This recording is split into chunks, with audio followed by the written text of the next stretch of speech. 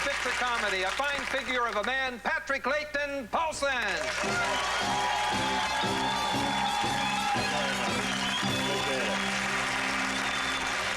Thank you. My topic tonight is steroids. Better way to a beautiful body. Some people say that steroids are dangerous. I say cow cookies.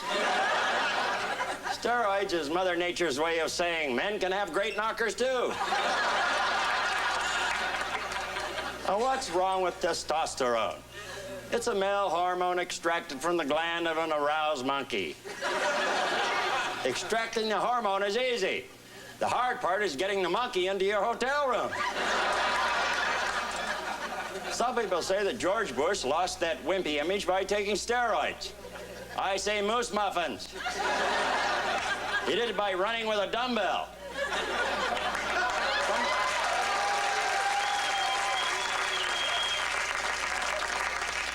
Some people say there are better ways to build up your body. I say turtle Twinkies. No, I used to do 100 push-ups a day. Well, 101 if you include sex.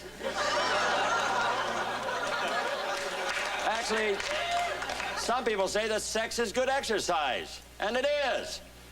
Now I just gotta find a way to build up my left arm.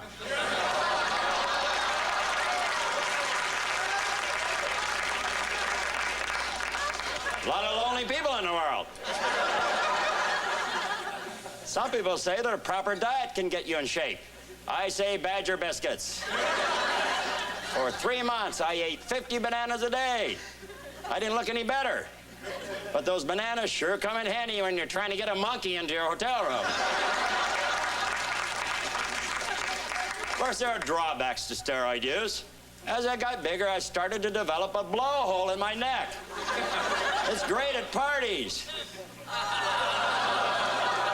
Causes a little havoc in the men's room. So if somebody says to you they don't like steroids, I say, piss on them.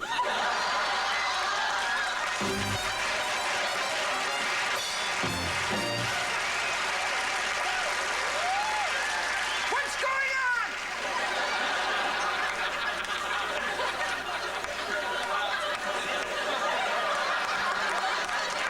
Johnny Hartford.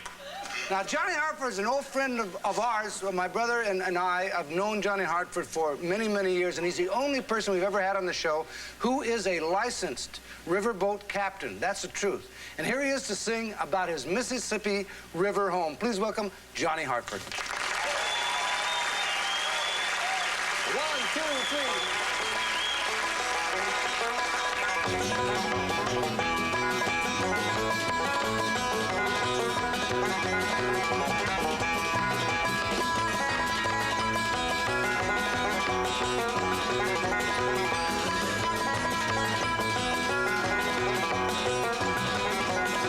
Well, me and my buddy started out the other day, studying the plan how to get away. The light come on and it talks in the dark, waiting for the Chesterfield train to start. The conductor was standing right nigh the rope, and he hollered at the passengers all aboard. And Bill reached up and he pulled his train. A bang, bang, bang went the banjo's train. But sing this with me now. Taking me back, taking me back, taking me back to that Mississippi River home.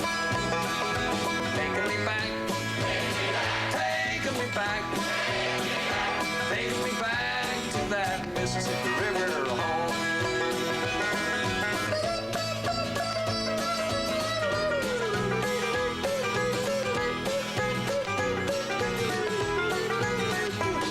While the train pulled on to the very next stop, I looked around, about 17 cops crossed my heel. You ought to seen me run. A bang, bang, bang went the Gatling gun. Taking me back, taking me back, taking me back to that Mississippi River home.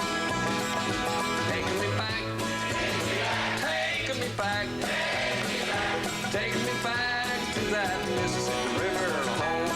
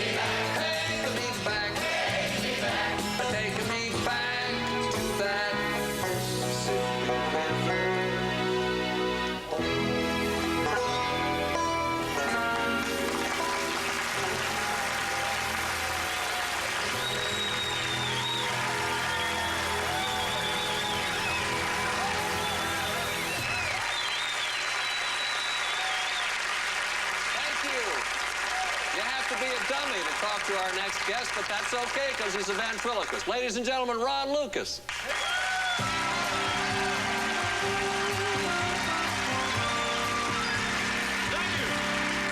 Well, I guess it's time to get to work. Hey, Lucas! No, you're interrupting. Don't get... No, hey, I'm sorry, guys. Hang on. Okay, all right. You know, I'm having a business meeting in there. In the trunk? I got my agent, my manager. What are you doing, forming your own company? Well, actually, it's a dummy corporation. You are a puppet. No, Ron. I'm a young urban professional puppet. I'm a yuppet. Oh, a yuppet. Yeah, that's good. Well, I'm sorry. Thank you. I want to get back. We have a show to do, all right? That's my phone. Did you get that? Hello? Yeah, can I talk to Little Dilly? It's for you. Hello? Yeah, Mr. Chairman. Yes. Well, this is Giorgio. Giorgio, good. Did you get the stock? I did. Oh, that's great. You got the stock. Giorgio, we'll get together later. We'll do lunch, okay? All right. Milk and cookies. It's on me. All right, goodbye.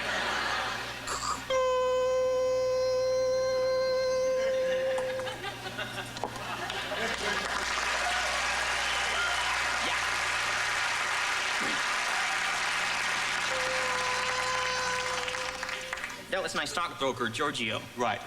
How come your phone isn't wireless? It's a trunk line. Okay. Yeah. Well, Ron, you have a corporation, do you not? Yeah, I'm incorporated for tax purposes. See, I'm my only employee. I bought you out.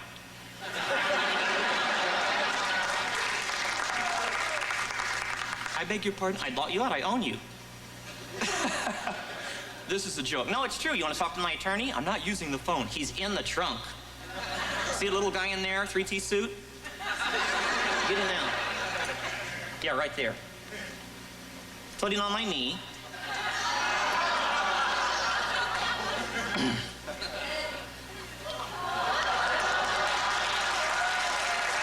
a minute. What is this? This is Teddy Ruxpin after 6 years of law school. My name is Stanley. You're Buffalo Billy's attorney? To the best of my knowledge, yes. Has Billy bought me out or not? You, Mr. Lucas, as party of the first part, and the... Excuse me, skip the legalese. What's this in normal English? He has you by the short and curlies.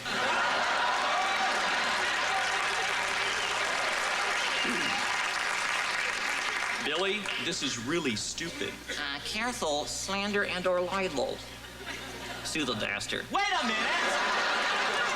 Ron, I don't really mean it. I'm still your friend. Just put me in the trunk. I gotta finish my meeting. Is that on the level?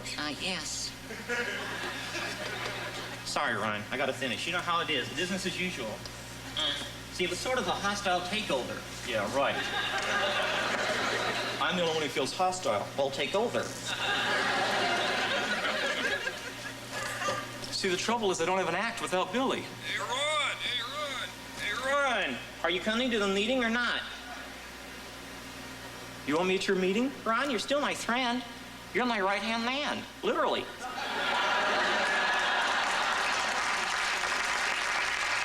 What do you want me to do? Get in the trunk. Now take the stairs. Now what? The elevator. What elevator?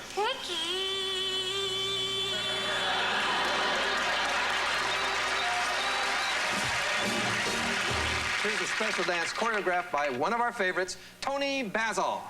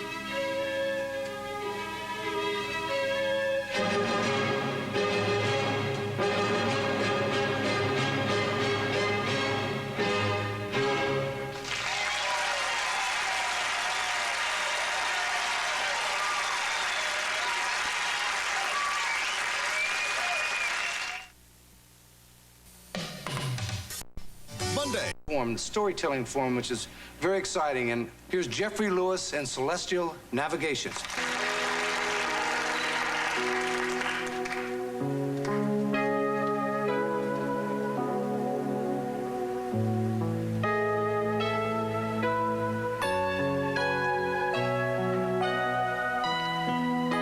The top of the hill, still in good shape. The light was coming up at my back. It was casting a warm glow on the hills beyond. I knew this was the place I had been looking for because there, looking like a blue velvet ribbon that had dropped from a goddess's hair, was the river winding through the bottom of the valley. I turned and ran back down to where I'd left my things, more or less in a pile underneath some giant pine trees, boxes and bags, suitcases, trunks, containers of all shapes and sizes.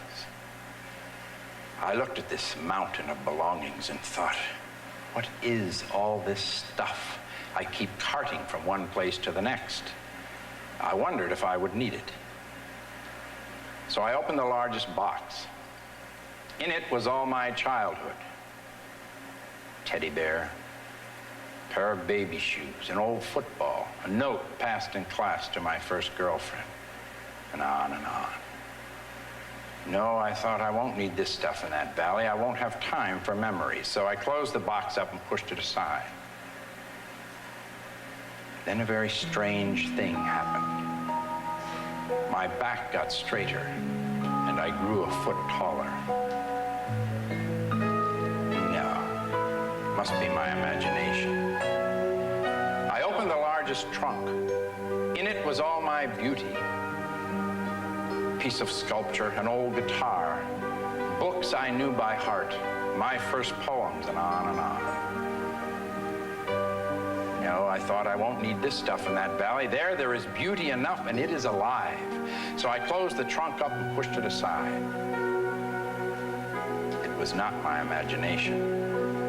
I grew another foot taller, and a gray film washed off my body like tears, and my senses were suddenly flooded with the beauty of my surroundings. I picked up a valise full of sociological causes and philosophical musings and political speeches and flung them away with a vengeance, and grew another foot taller and suddenly felt completely guiltless and sure of myself. Then I dug a large hole, and except for one small box, I shoved everything into the hole and buried it all forever. I was now so tall and alive that the giant pine trees just grazed the palms of my hands. The small box had grown too. In it were some tools and a flute. I picked them up and took them with me, for they are the things of the future, and started up the hill. I looked out over my new valley, and it was all right, because it was as large and open as I was. I looked back once, and there, far below me on the grave of my past, was a new, bright, tiny little yellow flower waving peacefully in the morning breeze. Then I turned and forgot and walked happily into the valley.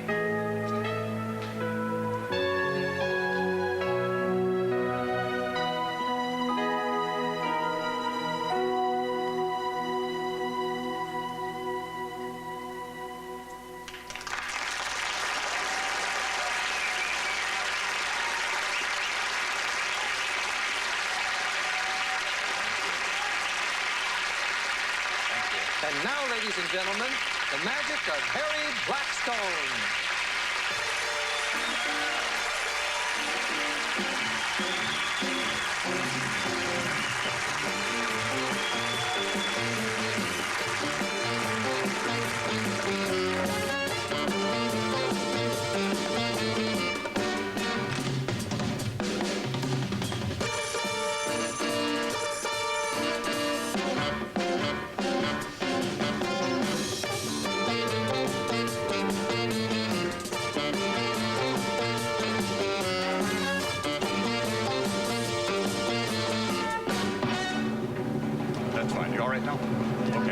Stand right still. Stand still. That's fine. Ready?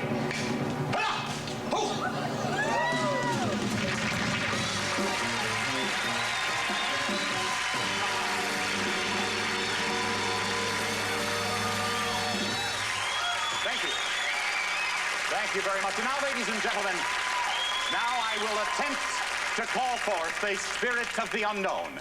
I'm not going to call forth just any spirit, but the spirit of Yo. And to do that, I need the assistance of the Yo-Yo Man. So everybody just say, Yo!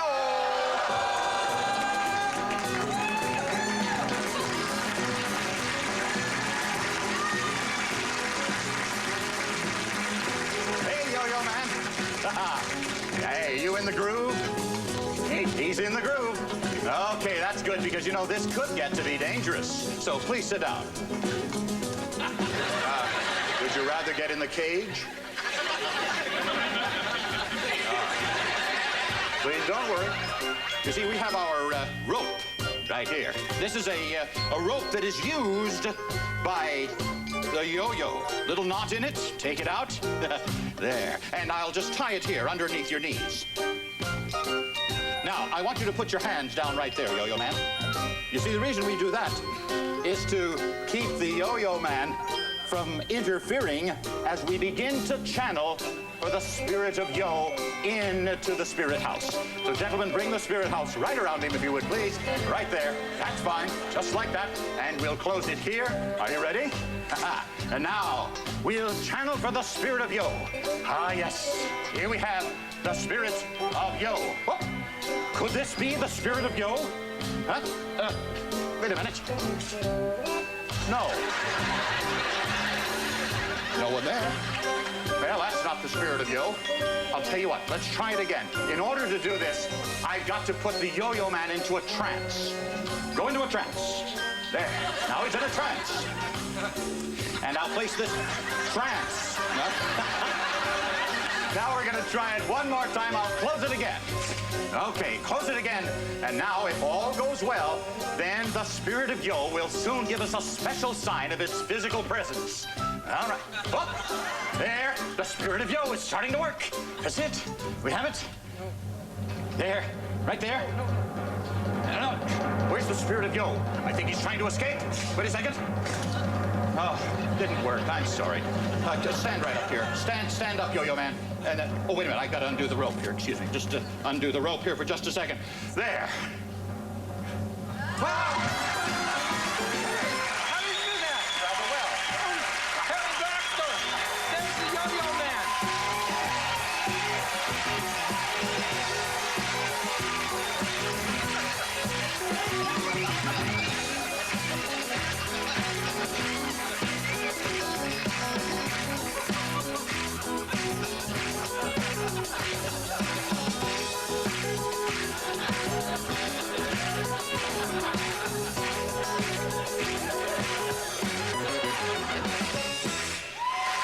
In our never-ending search to bring you excellence in the performing arts, at this time, we are proud to present a classic interpretation of a scene from Shakespeare.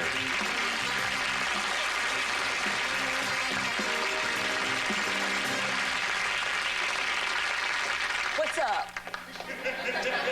I'm Fletcher Williams. I'm a classical actress. Right now, I'm in a production downtown with a group called Shakespeare in the Slums. And we are doing a play by Mr. William Shakespeare. It's entitled Romeo and Juliet, and me, I'm Juliet, okay? Now, what I want to do for y'all is to explain and extrapolate on what be going on in the show. Now, the show starts, and a lot of things happen, and really, we're just going to skip all that and get to the good part where I come in.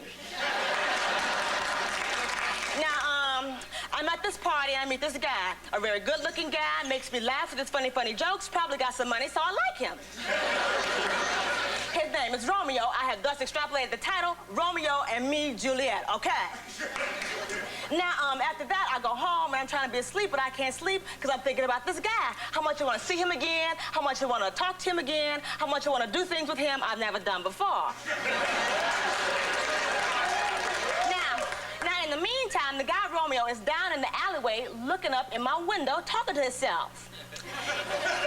No, he's not crazy enough. He talks to himself because it's a play, okay?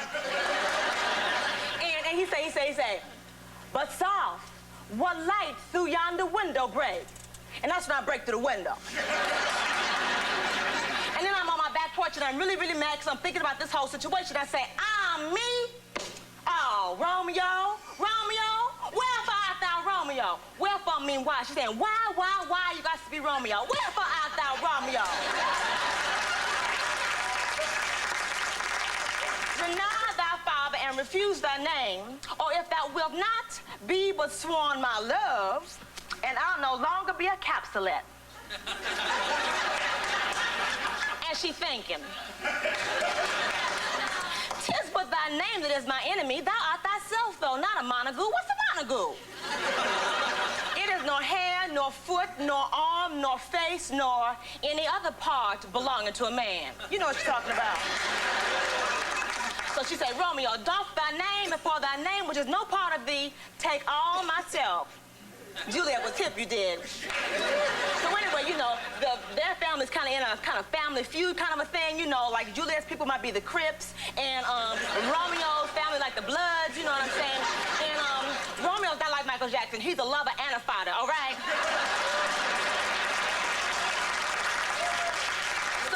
So she can't be making a lot of noise on the back porch, so she had to be really, really quiet. She go and talk to her mom, and she come back, and she said, Romeo, 3 words, dear Romeo, then good night indeed. If that thy bent of love be honorable, thy purpose marriage, send word but will not procure to come to thee, where and at what time thou wilt perform the rite. That means marry me, marry me, marry me. I'm not giving up nothing till you marry me.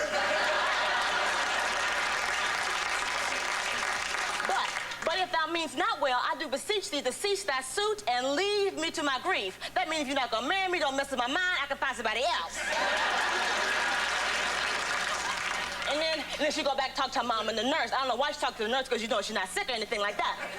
So she said she come back out really quick and she look around and she don't see him nowhere, but she know he had got to be out there somewhere because they got this passionate blood flow going back and forth, and she can feel him out there beating in the night. Now, what she want to do, she want to say, yo, Romeo, you bugging or what? But she can't say that because Juliet is a very dignified girl, and hollering off the back porch is a very ignorant thing to do. So she said, Romeo. Romeo. And then she see him. 'Tis almost morning. I would thee were gone, and yet no further than a wanton's bird that lets it hop a little from her hand, like a poor prisoner in his twisted gyves, and with a silk thread plucks it back again, so loving, jealous of his liberty. I don't know what that part means.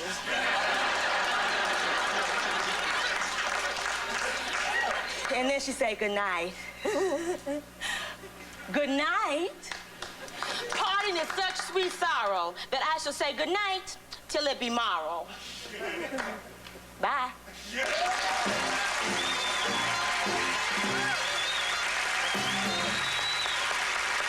That was wonderful. Ladies and gentlemen, Danitra, Vance. We'll be right back after this.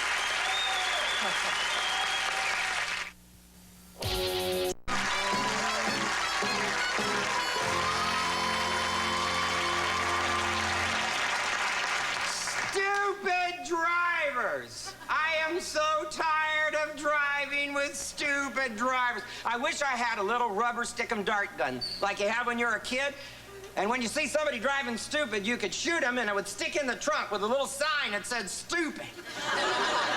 And then when the cops come by and sees a car with about a dozen of these on the back end, he pulls them over and gives them a ticket for being an idiot. They're all idiots. They're driving down the freeway right now with a seatbelt hanging out the door making sparks. I feel like I'm in a Fiero in front of an... You're offended to realize you're driving so stupid. You're driving through the hamburger drive-thru nodding at the speaker. You hear him ask, do you want French fries? Then we have to hang out at the window of our car because we're behind you. Give him fries, put it on mine, get it going! It's a drive-through! freeway going 35 miles an hour with a bumper sticker on the back says, "I'd rather be sailing." Good, get off the road! And take the cops with you. They only do two things, and both of them mess up traffic. One is they go the speed limit. This slows everybody down. The other thing they do is chase speeders going 100 miles an hour. What does this do? Doubles the number of cars going a dangerous speed. What, am I the smartest guy? I saw a hitchhiker wearing camouflage.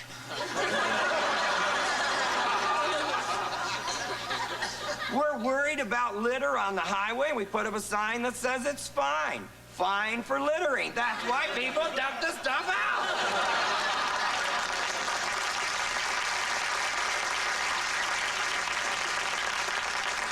Do they have to drive over the white line right after they paint it and leave a thing like that, a thing like that, a thing like that, a thing like that, a thing like that?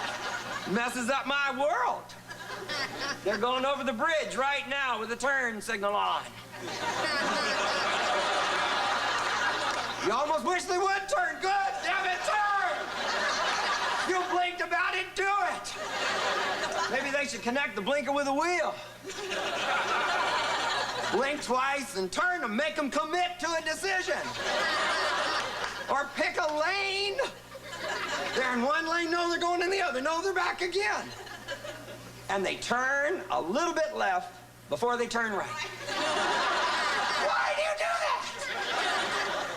Stop it. And stop at a stop sign and look over and acknowledge you're stopping. They just leave their head forward. You don't even know if they're gonna stop. They ought to put brake lights on the front of a car so you can see if they even touch the damn pedal. Or make remote control brakes. We could just aim at their car and shoot them on. Stop. Maybe Detroit should make a car just for teenagers with heavy-duty shocks. Windshield wipers on the inside. No armrest to hurt your head. And a steering wheel made out of Nerf.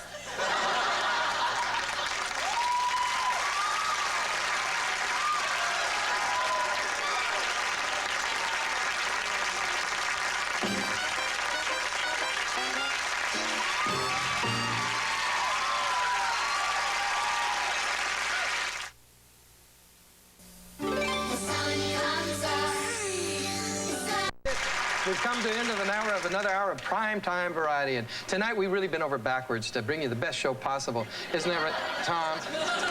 Now that's ridiculous. What are you doing? Bending over backwards. Oh, come on, Tom. Don't take me literally. Well, I was just bending over backwards because you said we were bending over backwards. That's it. You took it literally. You have to learn to read between the lines. I've read between the lines. And what do you find? Nothing. It's a blank. Okay, come on. I don't think you understand what I'm talking about. Taking things literally doesn't work. Remember last week when we had a big argument? Remember backstage, a horrendous argument? Really mad. You're darn right. And you remember what I told you, what you could do with your guitar? Yeah, you told me to take it. Yeah, I hope you didn't take it literally. Oh, not all the way. I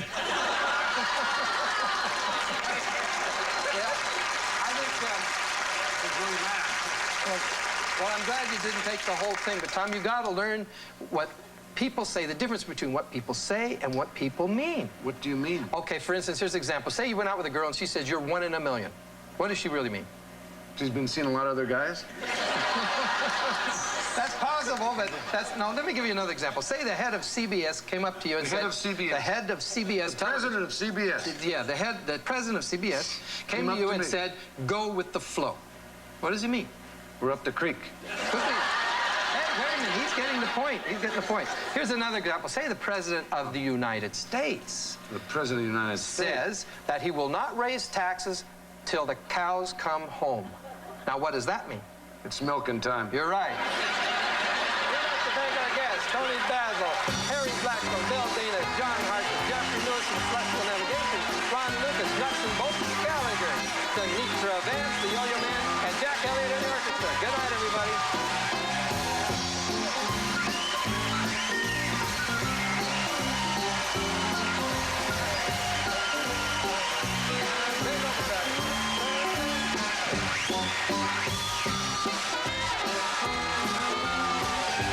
Tomorrow, CBS Sports presents Winterfest, featuring the European Figure Skating Championships. Then the Lakers take on the Mavericks in NBA action. Now stay tuned as a renegade police officer claims white cops abuse blacks. That story and more next on West 57th.